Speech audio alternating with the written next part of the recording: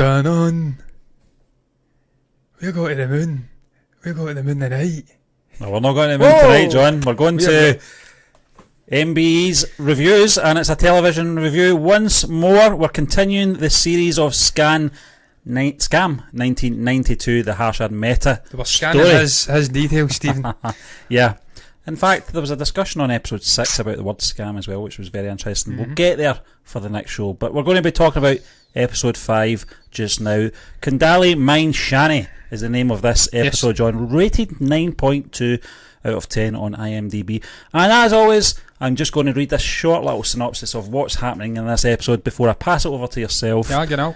For obviously this review experience. RBI governor on seeing fishy transaction in Harshad's SBI account ask the bank to keep a close eye on his fund movements. Harshad, in his safeguarding attempt, tries to sweep the 500 crores off the books. Will this go unnoticed now, John? No, we actually did a little investigation because we didn't know obviously the currency exchange rate for 500 crores. I naturally assumed and unnaturally assumed that it was maybe about 100 grand in sterling, pound sterling, that is. Yep. Far from it. 4.5 million in today's and of course rate. Inflation. This is 1992 we're talking about. So it's probably closer to about... someone told us how much it was. It was insane. Absolute insanity. Exactly, John. And I think that was when we did... I think it was episode 1, wasn't it? When we were talking about the little informant. But I mean, this... I know we'll get into the sort of tone and stuff like that. We say this probably every week. This series just gets better and better as far as I'm concerned. Episode 4 last week was fantastic, but 5 and 6...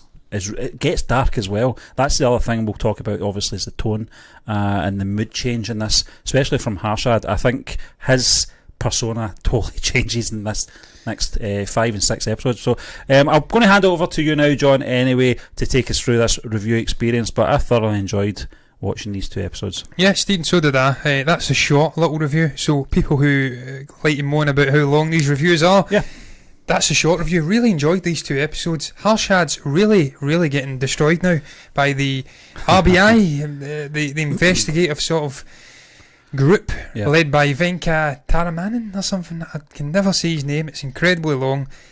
Different guy in these 2 episodes. The shit's hitting the proverbial fan. This guy, the sort of jokey and facade is starting to slip. He knows he's in deep shit. Deep doo-doo, as they like to say, I think, in Star Wars, the prequel trilogy.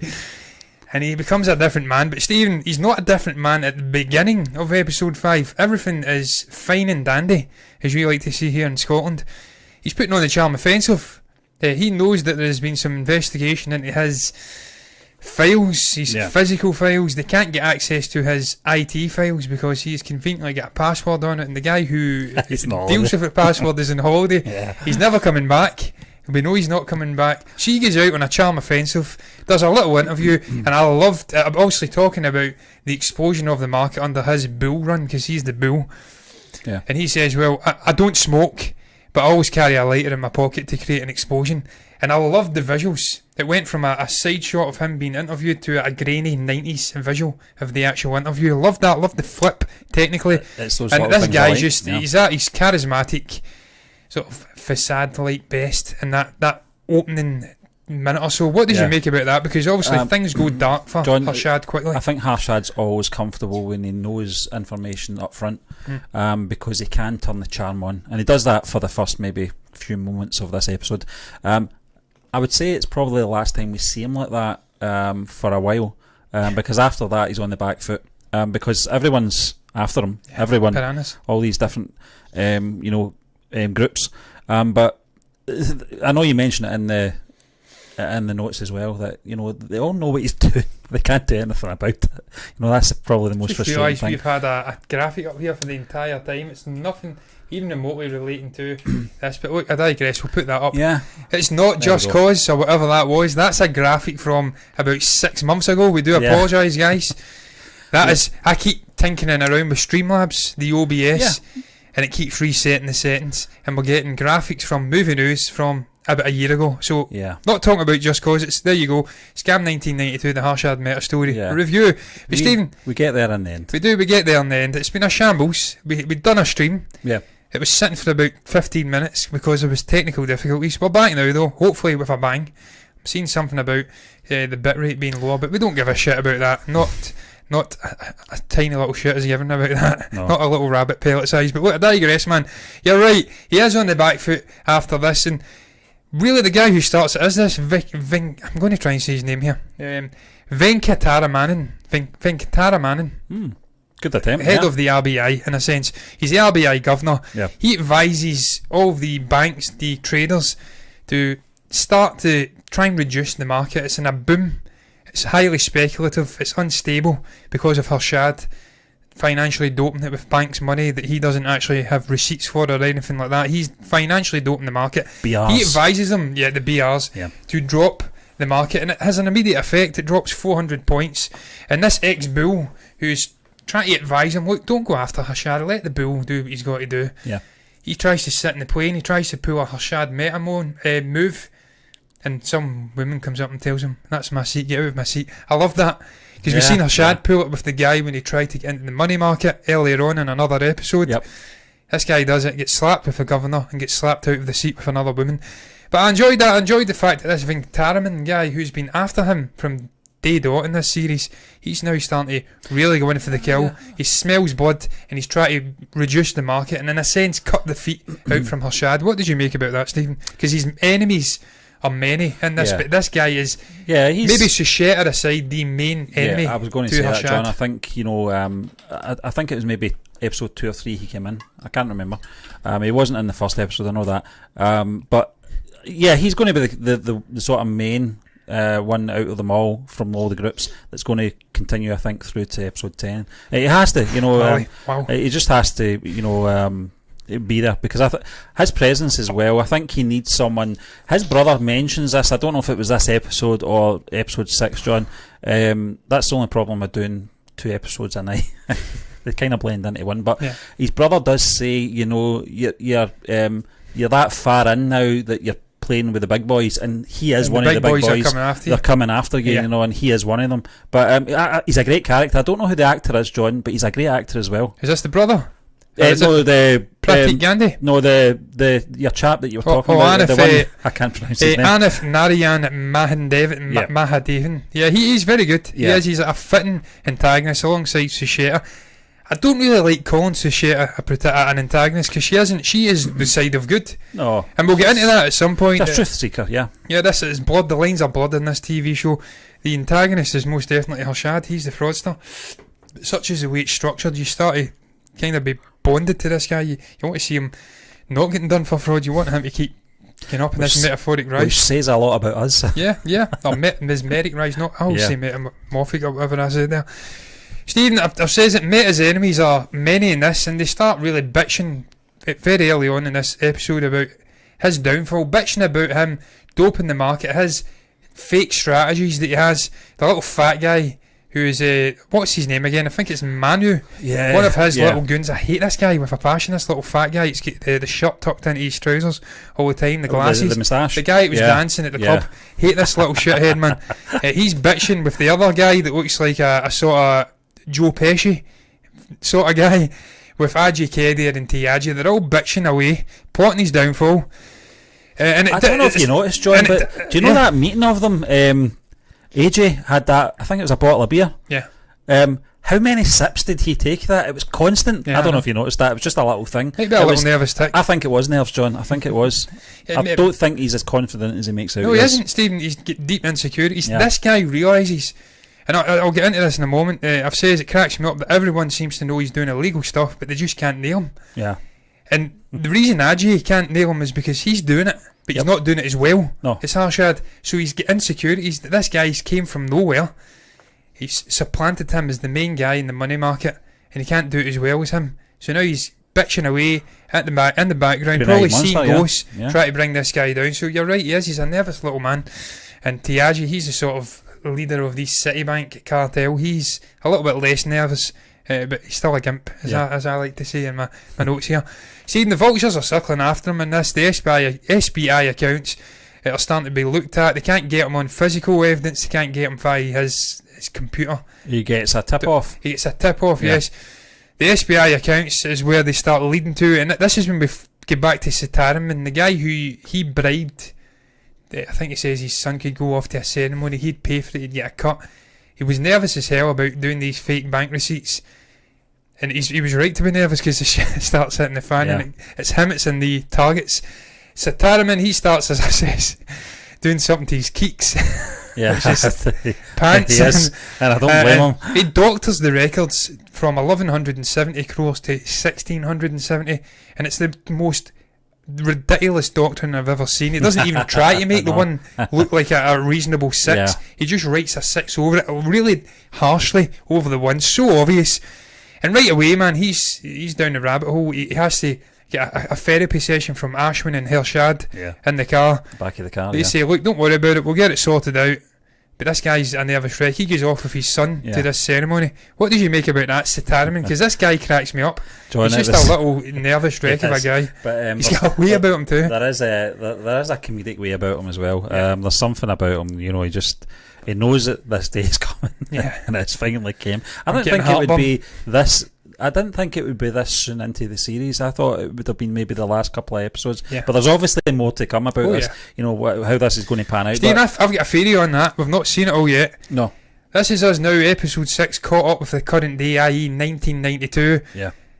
I think the taking down of Harshad and his financial empire will be long and winded.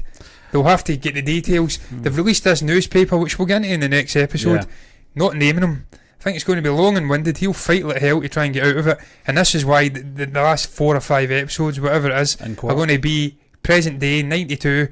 Try to take this guy down through investigative journalism and stuff like that. I can't wait to watch it, I tell you. It's getting better and better. I know we talk about it in every episode, but it's a well written show, and the characters are developing every episode as well. Fleshed out brilliantly. But I know we'll get into obviously the technical stuff and all that eventually. But Sitaraman, he's a great addition because as serious as this is, there was some light moments in there, and the way that they had to try and handle him, Harshad in the back of the car with him, try to calm him down. Just say, don't worry about it. Just go on vacation, go to your son's ceremony. Don't worry about it, We'll deal with it. We'll deal with it. Exactly, He does deal with it, but not the way that he wants. But then, obviously, they have to bring him back. The bank officials, it's when they discover it. That's probably the sort of peak moment of the episode. When they discover the doctoring of the books.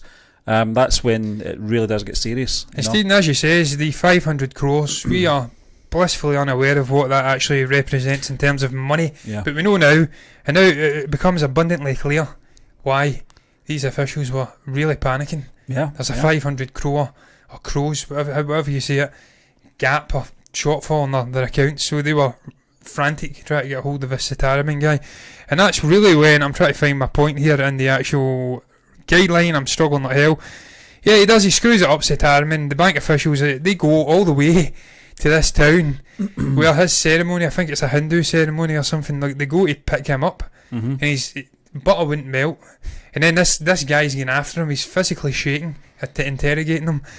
We've come all the way out here. Of course it's serious, I'm paraphrasing, of course. But I enjoyed that moment. I enjoyed them going to get this guy. Sitaraman was pretending, as if terrible. It's really good to see you. You have come out from my son's ceremony and that. He knew fine well what they were out for, and then when he was trying to backtrack saying it's okay, it's just an error, I'll sort it out when I go back, and they weren't having it, and being a little ratty outed Harshad right away. I don't have the bank receipts, Harshad does, and that's the bomb is dropped. But Steve, what cracked me up with this sequence was the hierarchy of power. Sitaraman's getting absolutely destroyed by these 2 bank officials who are above him. They then go to the main man in the bank, this guy with the white gown on, sitting outside, and he absolutely destroys them. So I love that sort of power. This guy's slapping Sitaraman down. This guy then gets slapped down. Do I look like a guy a debt collector or something? I go out and do this job. You do it. You deal with it. It's your problem. He deals with the government officials and stuff like that. Exactly. He deals with the big boys. Because he's one of the big boys. So you go and get Harshad and deal with it. This is your problem. It's funny that he doesn't regard Harshad as one of the big boys, though, isn't it? Well, Harshad, Stephen, that's the thing about him. He's always an outsider in this TV show. From the get-go, he's been an outsider in the stock exchange. He rises up against a fight against the will, if you like. Goes into the money market, an outsider. Yep. But he's never accepted by the likes of Adji, They underestimate him all the time. They underestimate him. They disrespect him, Stephen. And that's why you're kind of on his side. Because even though he's defrauding the country, he's using government money, Indian money, the country's money, currency, for nefarious deeds. He's not doing anything. He always pays them back. Everyone gets a profit in the end. So I don't know. And that's something that becomes more and more of an issue in the 6th episode when Chahta starts getting after him. People are trying to explain to her, look, everybody's doing this. Yeah. It's not about the process, it's about the breakdown in trust. Said he does it as well. Yeah, he does it as well. It's the breakdown in trust in the system. Yeah. He's doing it to a level never seen before. That's the issue. But I maintain, look, this guy died, Stephen, a long time ago. He died at the age of 47. Harshad Mehta, the real Harshad Mehta, had a heart attack. 2001, I think he passed away. He was only convicted of three of the many sort of things that they try to get him on. So I maintain this guy wasn't a bad guy. He was a fraudster, but he was a good fraudster. But look, we'll get into it. We'll find out what really went down as this season goes on. If it's true, that is what we're actually seeing in this. It's not all fairy tales. But obviously, they're suckling him. There's deals getting done all over the place. What cracked me up in this episode was this SBI Bank, the State Bank of India. Huge big bank, one of the biggest banks in India. Owed 500 crore, there's a shortfall. This guy's fraudulently taking their money, invested it in the stock exchange. He's not even one bit up nor down about it. He's going into the office and saying the tea's tasting, the SBI's tea's a little bit very bitter today. Ask them to put some sugar in the future. Yeah. He's committed fraud on an unbelievable level, and he doesn't give a shit. He is still the power with these goons, these underlings in this bank. That cracked me up, man. The fact that he genuinely... He still is. He's a presence, a financial presence, a celebrity. He's like the eye of the hurricane. Everything else around him's manic. And certainly all the people around him are all, stressed. It's a little baldy guy. That's what I want to know. Where's he? He's the man that showed him around the exchange. Well, he was a driver. Was he the driver? He was a driver when the Sitaraman in the car. Yeah, that was the only time you really saw him. He seems to be getting watered down a little bit just now, which I suppose when you're at the level that Harshad's at, and how deep he's in it. You don't worry about the chauffeur. These kind of characters. He was a partner last week. He thought he was anyway. He's a driver this week. He's not a partner. But no, it was good. It was good. I think it's kind of shows you Harshad's character and his mentality, that even under this pressure that he's under, he knows that they're onto him. He knows the situation. He knows he has to get this 500 crores or get the receipts or some. He's come up with all these excuses as well about obviously the bust. It was he can't get into his IT department and stuff like that because of what happened in the previous episode, to retrieve the bank receipts and stuff like that. So it's all these excuses, it's delay tactics, and when he gets to this point, he's in control. I don't know how he manages that. Most people would crack under the pressure, like Sitaraman. He says it. He just doesn't. There's something about him, and I think it's when he knows. He knows when they know, if you know what I mean. Yeah. He has this ability to just shift the power back in his sort of his possession and use it to his advantage. It's a charisma. The guy is genuine. You have people in the world, real people who are so charismatic. It doesn't matter what they've done, how much shit they're in. They can use that charisma. If that was me, I would crack. I would be crying. I would be crying. The guy genuinely thinks he can dig himself out of any hole. He says that to the bank manager or this head of this department. Look, don't worry, I'll get the money. I will. I'm trustworthy. Guys, he's used 500 crores of money, but he's trustworthy, and he believes he can get himself out the hole, and he does get himself out the hole, but it doesn't go according to plan because AJ or Ajay, whatever you call him, and Tiaji, they just can't handle the fact that he's managed to get, I think it's 494 crores. He's 6 short. The market's shut down. It's in a strike, so he can't go in and obviously gamble in the market to get the money. And this is why they're frantically trying to get this story out to bring him down, topple him before he can get the money back. They have to keep the market closed for a few more days. And it's Manu in Bombay. He's the sort of main guy. He can keep the strike going. They all sort of get together and plot the downfall of Harshad. Sad They little decide men. they're going to release this. They're going to leak the story of what's happening in SBI out to the press. And I says that they can't handle being shafted again. They're sad little shits. But Steve, I tell you what, I loved the amazing overhead shot in the SBI office. Going across to the desk of, I'm going to try and find the guy's name. I wrote it down in the episode down here. It was, what is his name? Where the hell is this guy's name? Cannot find it for the life of me. But the little informant guy. Well, John, it goes over his desk and the phone's ringing. It was a beautifully shot scene. And that links back to the first episode, John, which you want to talk about that as well, about the way that Indian television structured, and not movies, just movies as well. The way that the patience, it's a patient game they play. But I know you want to talk about that. But I thought it was a great link, John, to back to that first episode, because we knew it had to come sooner or later. I actually thought it would be near the end of the season, rather than halfway through it. I had concerns about that. The structure of this TV show. We were doing so much in so little episodes. We had a vacuum of episodes left. How are they going to do all of this? John, they went from the 1970s right into the 90s in one episode. The first episode. Ridiculous. And I thought, geez, what are they doing? But there's obviously so much happening in 92 with this guy. It's going to take, the scams occurred in 92, the actual toppling and convicting this guy, going through courts. It's went all the way through to 2001 until his death. So there's a long time still to go. I haven't done my research on the guy because he's a fascinating guy, man. Sharad Bellery was the informant. The desk, it was brilliant. I loved that scene. Stephen, you're right. Structure of this season, I've says present day. I love the way it done it. The informant, it goes all the way back to the past. Character builds Harshad, Ashwin, all of the people involved. Then it comes back at Pranev. I think's a little fat guy as well. I've really started to like that guy now. He's brilliant. He likes his Budweiser, he likes his whiskey, and he likes his partying and stuff like that. He's a good guy. I don't mind him. I thought he was a shithead at first, but he's actually decent. He was a bit stuck up. He was a bit stuck up. I don't speak to people unless they're serious and stuff. I don't deal in the penny market. I'm like a shithead, but he's actually decent, man.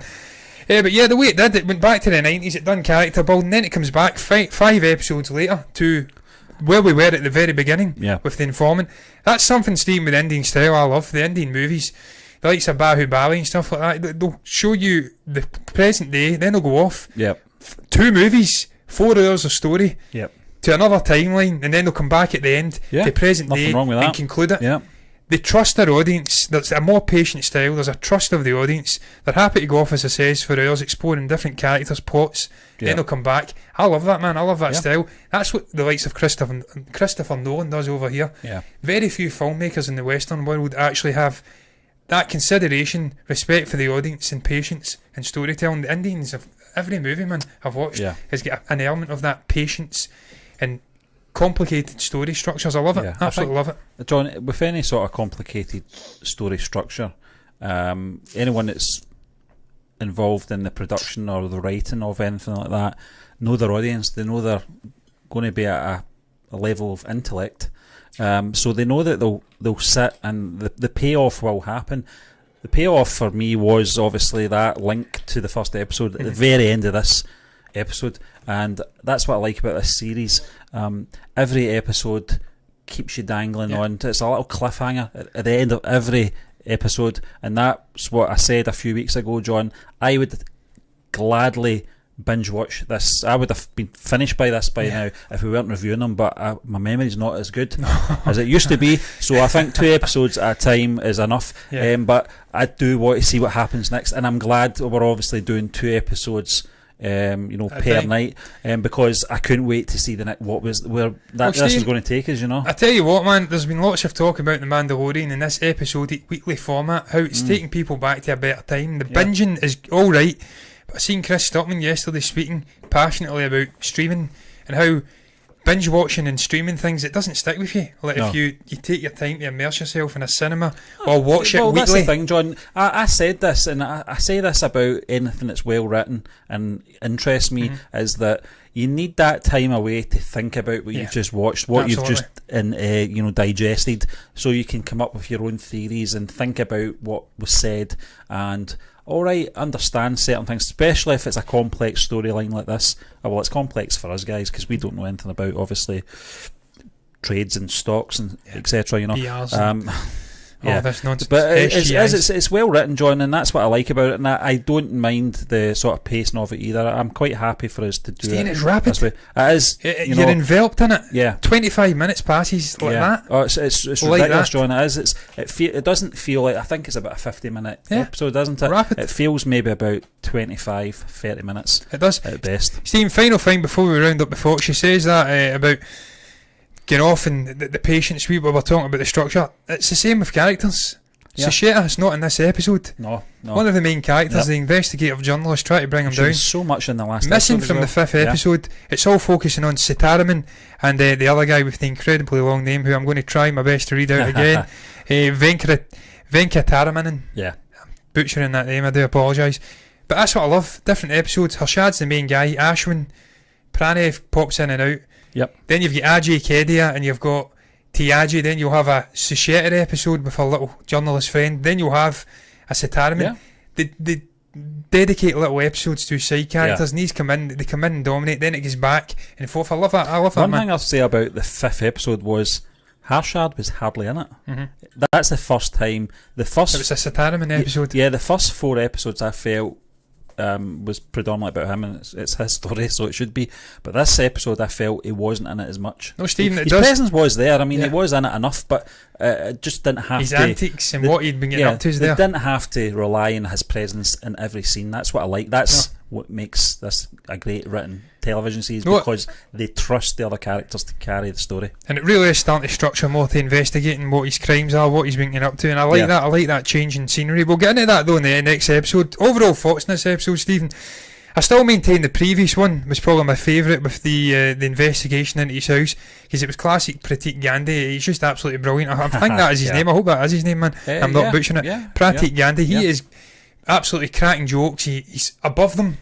He's ahead, every step ahead of them.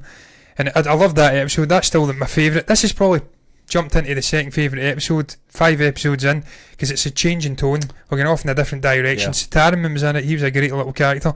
I really enjoyed this episode. It flew by. Absolutely flew by. Yeah, John, I liked it as well. And I liked where it left us as well, because I couldn't wait to come into the next episode, episode 6 that is. But thoroughly enjoying this so far. It's not exhausted itself like I thought it would. After the second episode, I had concerns that I don't know how they're going to stretch this over 10 episodes, because they're doing so much in these first 2 episodes, but they proved me wrong. Yeah, Stephen, look, that's going to round my thoughts up on the episode 5 though, a review of episode 5. What's the name of it again? It is Kundli Mine Shani. That's going to round our review up on that. We will be back shortly for another episode of a review of episode 6, I should say, which is Stop Press. Because of course I try to stop the press divulging what he's been up to, Harshad. But look, what's your thoughts on this episode? What's your thoughts on Scam 1992, the Harshad Mehta story as a whole? If you've got anything to say, you can share it below in the comment section. You can also like the video if you've enjoyed it, and subscribe to the channel if you want to see more reviews of Harshad Mehta's story, Scam 1992. More reviews in the future, reactions, everything in between. But look guys, we'll be back very soon indeed, probably the next 5 minutes in all honesty. But until then, bye bye.